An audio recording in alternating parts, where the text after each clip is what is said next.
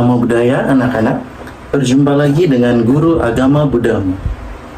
Anak-anak, pernahkah kamu mengikuti kegiatan karnaval atau pesta kebudayaan? Tahukah kalian, Indonesia merupakan negara kepulauan terbesar di dunia dengan 17.508 pulau yang dihuni lebih dari 360 suku bangsa. Hal ini menjadikan negara Indonesia memiliki beraneka ragam kebudayaan. Nah, pada video kali ini kita akan membahas tentang keanekaragaman budaya di Indonesia. Kemudian, kita juga akan belajar bagaimana memiliki sifat mudita dan UPK dalam kehidupan sehari-hari. Sudah siap untuk belajar? Ayo, kita mulai pelajarannya.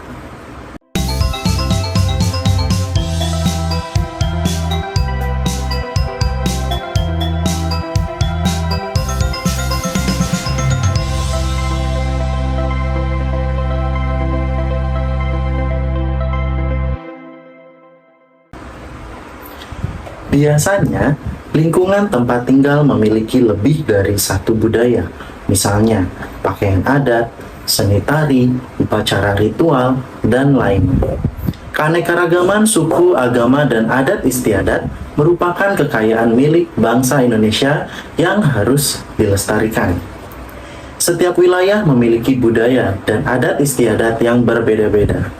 Keanekaragaman tersebut merupakan kekayaan milik bangsa Indonesia. Keanekaragaman itu yang harus kalian jaga dan lestarikan. Nah, beberapa keanekaragaman di Indonesia yaitu yang pertama, bahasa daerah. Indonesia memiliki ratusan bahasa daerah. Bahkan, dalam satu provinsi bisa memiliki beberapa bahasa daerah. Untuk menjaga kelestariannya, kita perlu menguasai bahasa daerah kita.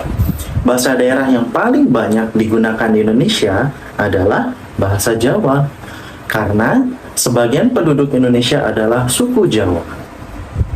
Namun, walaupun memiliki beragam daerah, Indonesia memiliki bahasa nasional, yaitu bahasa Indonesia. Dan tahukah kamu, bahasa Indonesia sebenarnya berasal dari bahasa Melayu. Yang kedua, upacara adat. Upacara adat merupakan salah satu warisan nenek moyang bangsa Indonesia yang telah dijaga dan dilestarikan secara turun-temurun. Meskipun perkembangan zaman semakin maju dan canggih, upacara adat tidak pernah dilupakan oleh sebagian besar masyarakat Indonesia. Mengapa hal ini bisa terjadi? Karena upacara adat memiliki nilai dan kekuatan masyarakat setempat. Di Indonesia, tradisi upacara adat ini banyak dilakukan oleh masyarakat di tiap-tiap daerah. Kalian tahu contohnya? Ya, contohnya adalah upacara adat yang masih dilaksanakan hingga saat ini, seperti upacara ruwatan, sedekah bumi, dan sedekah laut di Jawa Tengah, hingga upacara ngaben yang ada di Bali. Yang ketiga, rumah adat. Rumah menjadi kebutuhan pokok untuk masyarakat Indonesia. Setiap provinsi di Indonesia memiliki rumah adat dengan karakteristik dan namanya masing-masing. Rumah adat sendiri dapat digunakan sebagai tempat tinggal atau hunian. Selain itu, bisa pula menjadi tempat bersejarah.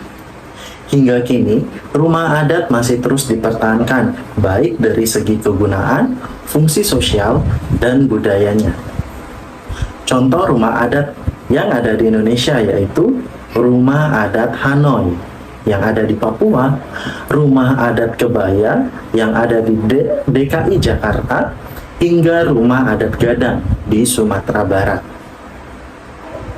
Yang keempat, pakaian adat. Pakaian adat menjadi salah satu ciri suku tertentu di Indonesia. Umumnya, pakaian adat dipakai saat berlangsungnya proses upacara adat, misalnya pernikahan. Pakaian adat Indonesia memang menjadi simbol di tiap daerahnya. Tiap-tiap daerah memiliki karakteristiknya masing-masing, dan terdapat keragaman warna serta corak dari masing-masing pakaian adat, mulai dari kombinasi warna cerah hingga cenderung gelap. Dan hingga kini, pakaian adat masih terus digunakan. Bahkan sudah banyak dimodifikasi agar terlihat lebih modern.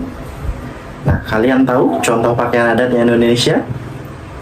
Contoh pakaian adat yang ada di Indonesia yaitu pakaian adat Ulos di Sumatera Utara, pakaian adat Bodo di Sulawesi Selatan, hingga kebaya di Jawa Tengah. Yang kelima, kesenian daerah. Kesenian daerah di Indonesia ada bermacam-macam bentuknya, mulai dari tari daerah, alat musik daerah, hingga lagu daerah. Ketiga bentuk kesenian daerah itu masih berkembang dan terus dilestarikan hingga kini.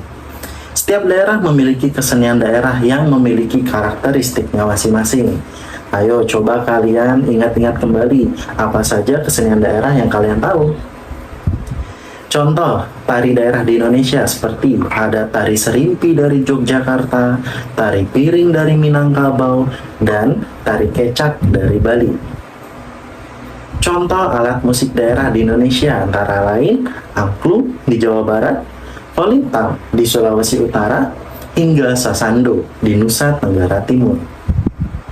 Contoh lagu daerah di Indonesia yaitu Kicir-Kicir dari DKI Jakarta, Bungong Jempa dari Aceh, hingga Apuse dari Papua. Nah, anak-anak, dengan keanekaragaman budaya di Indonesia, maka sebagai seorang umat Buddha, kita harus menerapkan mudita dan UPK dalam kehidupan kita yang majemuk dan multi budaya ini. Dalam agama Buddha, salah satu hal yang hendaknya dimiliki oleh seorang Buddhis adalah mudita dan UPK.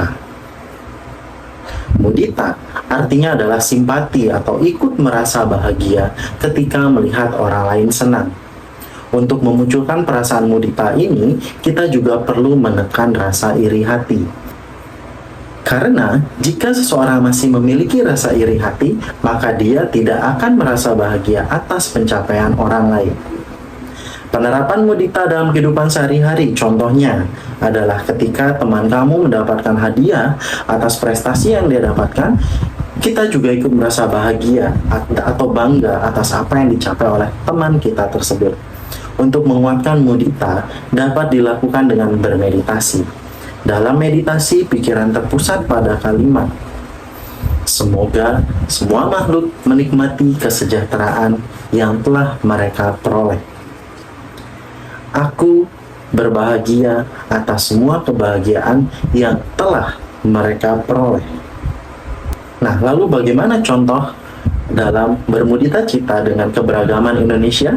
Contohnya adalah ikut berbahagia melihat kebudayaan dari suku bangsa lain yang ada di Indonesia.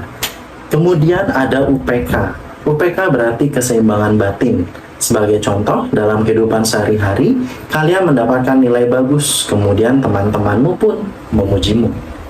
Ketika hal tersebut terjadi, kita tidak merasa sombong dengan pujian yang diberikan. Suatu ketika, kalian mendapat nilai buruk, kemudian dihina oleh teman kamu, kalian tidak merasa sedih, melainkan membangkitkan motivasi untuk belajar lebih giat lagi. Nah, di dalam kebudayaan, kita tidak merasa sombong dan menganggap bahwa kebudayaan kita lah yang paling hebat. Begitu pula ketika ada orang yang menghina kebudayaan kita, kita tidak merasa benci terhadap mereka yang menghina budaya kita.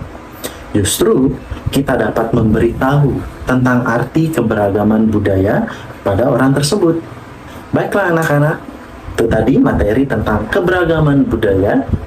Kesimpulan yang bisa kita ambil dari materi kali ini adalah kita belajar menghargai keberagaman budaya yang ada di Indonesia. Tentunya, sebagai umat Buddha, kita bisa menghargai dengan cara mengembangkan sifat mudita dan UPK di dalam kehidupan kita sehari-hari. Anak-anak, apakah kalian sudah memahami tentang keberagaman budaya? Jika sudah selesai, silakan lanjutkan membaca dan menonton video berikutnya tentang budaya lingkungan di tempat tinggalku. Kita akhiri pembelajaran kita hari ini dengan mengucapkan Sabe Sata Bawantu Sukitata. Semoga semua makhluk hidup berbahagia. Sadu, sadu, sadu.